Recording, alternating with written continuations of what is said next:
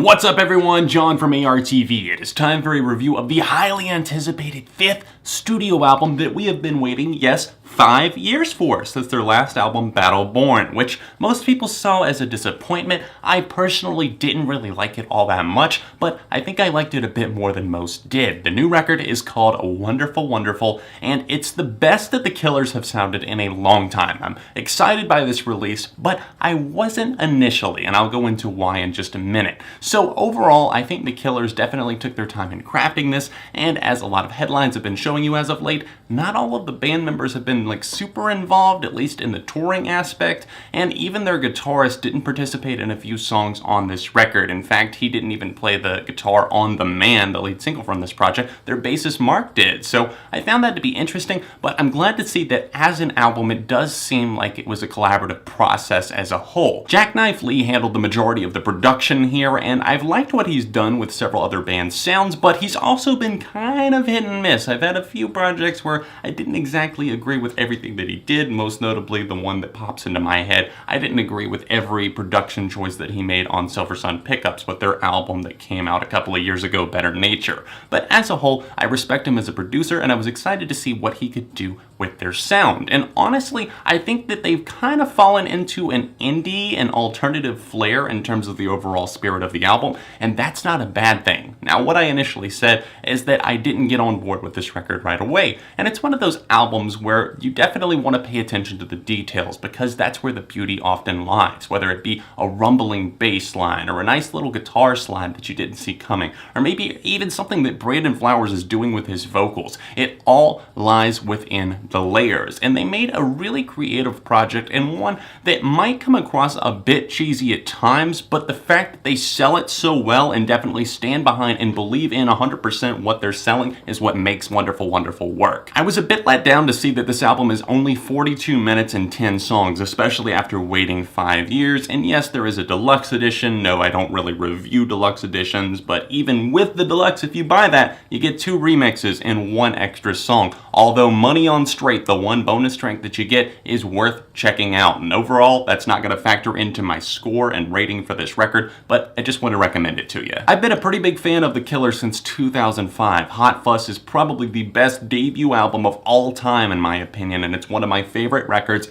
ever. Sam's Town was a flawed but fantastic still follow-up to that. Day and Age was a bit of a dance rock misfire on some regards, but overall still a very solid outing. And then Battleborn just tried a little bit too hard to be so soulful and impactful that I think that it lost what it was going for in the statement. And overall, I do feel like the Killers kind of declined in quality with each record that they released, and I'm so glad to see Wonderful Wonderful just changing the course of that direction there, and they're trending upwards again, realizing that they still have something to say. Brandon Flowers, as a lyricist, has been known in the past for really not writing that many songs that were super personal, and I think that here he is much more personal and introspective than ever before, but I won't say that it's outlandishly so. It's not played up to the T where you know exactly what's coming down the pipe every single time. It's not just another personal song here, another one that you can predict here. It's more of a kind of mix and match type scenario, and I like that. You've got everything from the Cocky the Man, where he writes about his past self, talking all the way back to the Hot Fuss days and how he felt about things then.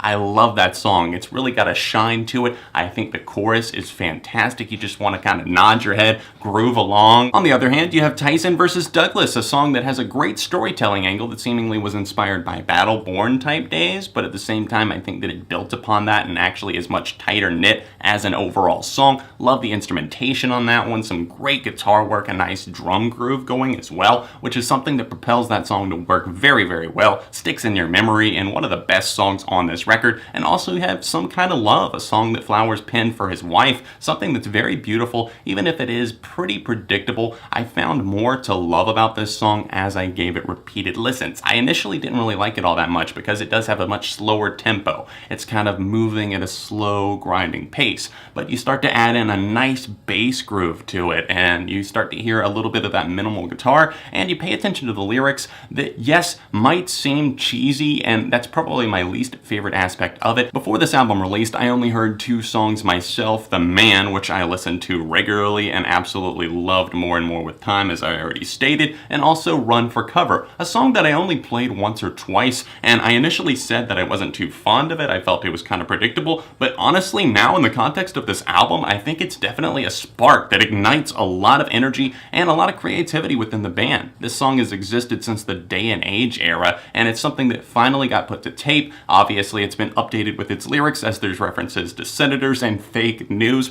but overall, this song is a jam. It's a blast of fun. I love the added synthesizers in the background that definitely don't dominate, but they're there, and a great swelling chorus that just roars to life. It's something that dominates as it continues to go on, and I love the fact that Flowers is absolutely unleashing with his vocal presence on this track. I think he definitely did that on The Man as well in a different regard, and then we see other aspects of his talent in terms of vocal range with Wonderful Wonderful, the title track that opens up this album, because it storms in with an idea very, very creative, and it comes from a place where it seems like he's talking about something totally unique to the Killers. The song is kind of coy at first as it slowly dips its feet into the water. We open up with this looming bass line, and then Flowers starts to let the story unfold about this motherless child, and I think his vocals really start to take on a unique pattern, and the instrumental as a whole really is just something very unique to this album and the Killers in general. I'm definitely enjoying this one, but it's something that could take time to warm up to, and I acknowledge that. Towards the end of this album, there's still some great songs on there, but there do come a couple that I just don't like as much. I already mentioned Some Kind of Love. I really am enjoying Out of My Mind, which is a much more upbeat moment of life on this record that he's singing as an ode to somebody that obviously, as the title says, he's having a hard time getting over and moving on from. He doesn't want to hear another song about Juliet on the radio as he sings so passionately on the verse here. I think this one is one of the better tracks on the entire record, but right after that, unfortunately, we get one that I just feel is a bit stale. It's called The Calling, and it's one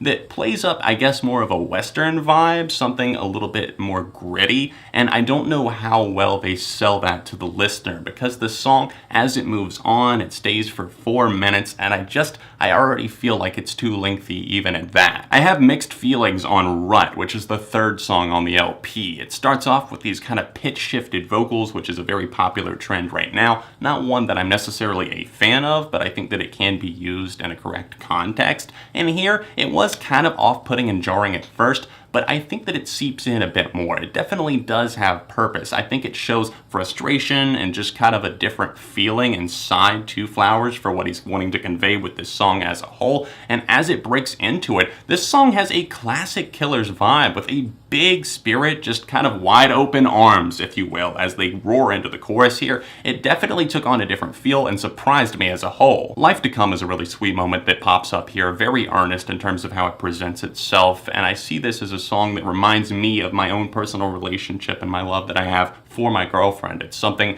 where he opens up about everything that's in their future, and even though he's struggling or else he's in a rut right now, I feel like that. I get burned out a lot of times with just making videos, feeling down on myself, or maybe I got a comment that actually affected me in some way. It might sound stupid, but sometimes things seem stacked against you, especially if you put out something that you're proud of and maybe it just got you in a rut the way that people reacted to it. It's something where you cannot feel like that. You know that you're going to press through and get out of the rut, and I've done it many times myself, and I love seeing Flowers talk about it in a track here. And then the closing moment that's called Have All the Songs Been Written definitely leaves an open-ended question and answers it in a really good way, basically answering it with a resounding no. They haven't. Have all the songs been written? He answers his own question here. He sings with an unwavered fervence here, and I love the way that this song is kind of moving and sweeping. It's gentle, it's peaceful, it guides you out on the right note as Wonderful Wonderful closes, and this is something that I see as a summation to where they are at this point in their career. Yes, this does seem like an ode and a romantic song in a way, but I feel like it definitely does have other meanings as well. Overall, I really was kind of surprised by how much I'm enjoying Wonderful Wonderful. I didn't have super high expectations, although I didn't want to set those high expectations and then have them let down, but I think that this is the best entry they've had in their discography since Sam's Town.